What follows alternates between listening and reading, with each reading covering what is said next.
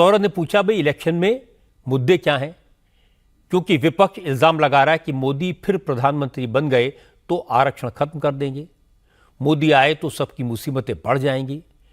इस पर प्रधानमंत्री ने कहा कि जो लोग राम मंदिर पर फिर से ताला लगाने की बात कर रहे हैं, जो दलितों पिछड़ों का आरक्षण काटकर मुसलमानों को देने की बात कर रहे हैं, जो लोग देश का संविधान बदलने के दावे कर रहे हैं, वो अगर उनके ऊपर आरोप लगाते हैं तो कोई यकीन नहीं करेगा। मोदी ने कहा, जब तक नरेंद्र मोदी जिंदा है तब तक दलितों और पिछड़ों के आरक्षण को कोई हाथ नहीं लगा सकता।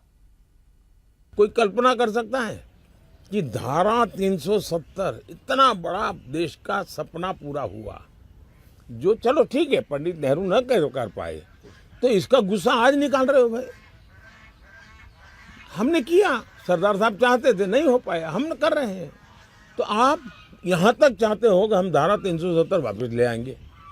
अब ये देश माफ नहीं कर सकता है। अभी आप कहते हैं राम मंदिर, एग्जैक्टली हम कहते हैं, वो कहते हैं, उनके एक 30 साल पुराने उनके परिवार के टॉप मोस्ट एडवाइजर का कहना है कि उन्होंने तय किया हुआ है अगर उनको बहुमत मिलेगा तो रामलला को फिर से टेंट में डाल देंगे और हम मंदिर हटा देंगे।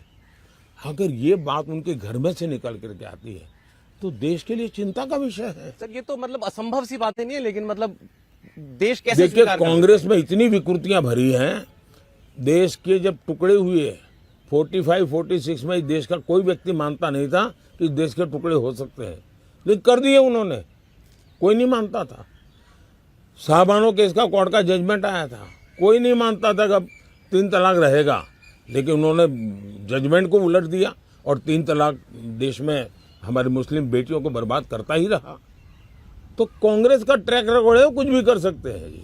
इसमें आपने एक खतरे से और आगाह किया कि ये अगर आ गए और कांग्रेस अगर आ गई तो ये SC ST OBC का आरक्षण जो है वो बांट के दे देंगे, मुसलमानों को दे देंगे। उन्होंने खुद ने किया है और कहा है, ये मैं नहीं कह रहा हूं जी। उन्होंने ऑलरेडी कर्नाटका में रातों रात मुसलमानों को OBC घोषित कर दिया और OBC के जो आरक्षण थे उसमें बहुत बड़ा डाका डाल दिया। उन्होंने आंध्र के अंदर जब सरकार बनी तब इस प्रकार का निर्णय करने का प्रयास किया था, जिसको सुप्रीम कोर्ट ने नकार दिया था।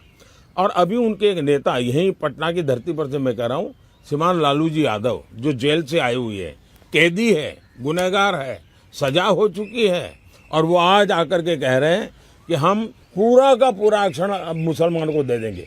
मतलब SC का लूट लेंगे, ST का लूट लेंगे, OBC का लूट लेंगे, सिर्फ अपनी वोट बैंक के लिए। कहाँ सत्ता भूख इतनी भयंकर होती है कि आपने धर्म के आधार पर देश को बांटा, अब धर्म के आधार पर समाज को बांटने के लिए आप आरक्षण की इस पूरी व्यवस्था को लूट करके हमारे दलितों को, हमारे आदिवासियों को, हमारे OBC को तबाह करने पर तुले हुए क्या? इसके बाद बात हुई गांधी परिवार की। सौरभ ने पूछा कि आपने अब तक सोनिया गांधी के बारे में, राहुल गांधी के बारे में जो भविष्यवाणी की वो सही साबित हुई, तो क्या आप कुछ ज्योतिष जानते हैं? इस पर मोदी हंसे, ठाका लगाया, कहा ज्योतिष तो नहीं जानता, लेकिन गांधी नेहरू परिवार का इतिहास और भूगोल जानता हूं। वो क्या सोचते हैं, क्या कर सकते हैं, इसका अंदाजा मोदी को लग जाता है। क्योंकि प्रियंका गांधी आजकल मोदी को शहंशाह कहकर संबोधित कर रही हैं।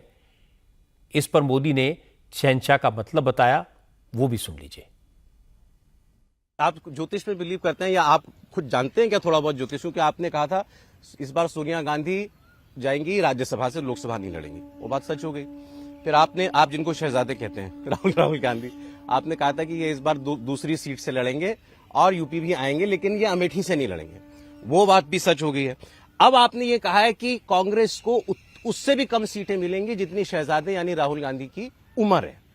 आपके पास ये फीडबैक है या कोई? ये मैं ज्योतिष हूं नहीं, और नहीं मैं किसी ज्योतिषी को जानता हूं, लेकिन मैं इस परिवार की 4 पीढ़ियों का मैंने भरपूर अध्ययन किया है।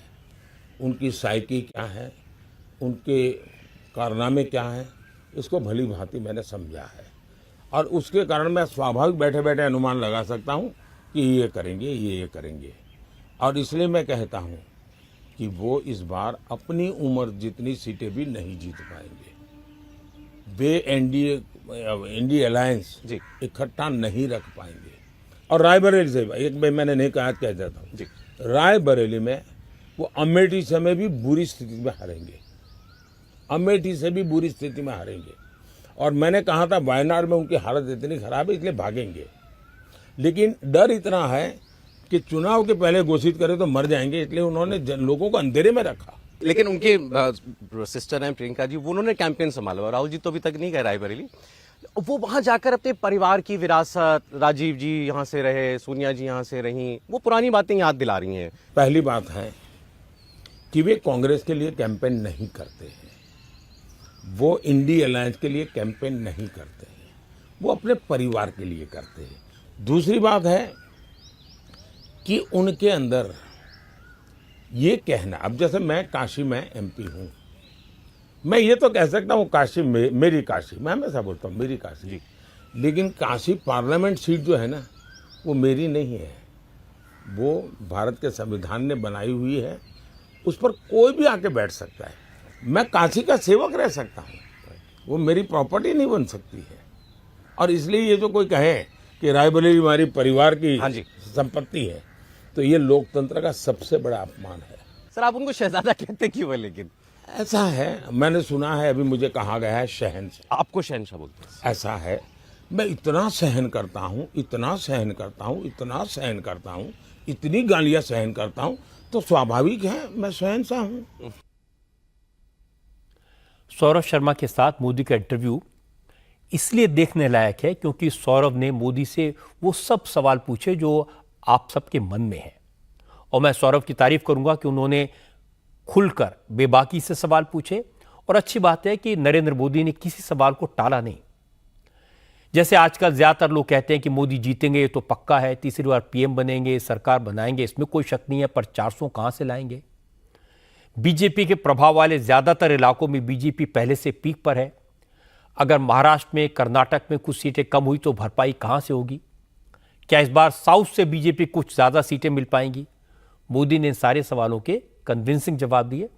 और इंटरेस्टिंग बात है कि उन्होंने राहुल और प्रियंका पर बात की, रायबरेली में विरासत और शहादत के दावों का भी करारा जवाब दिया। सौरभ के साथ बात करते समय मोदी काफी रिलैक्स दिखाई दिए, दिन रात कैंपेन करने के बावजूद फ्रेश दिखाई दिए। हाजिर जवाबी हमेशा की तरह बरकरार है, लेकिन अभी 3 फेज की पोलिंग और बाकी है, सफर लंबा है।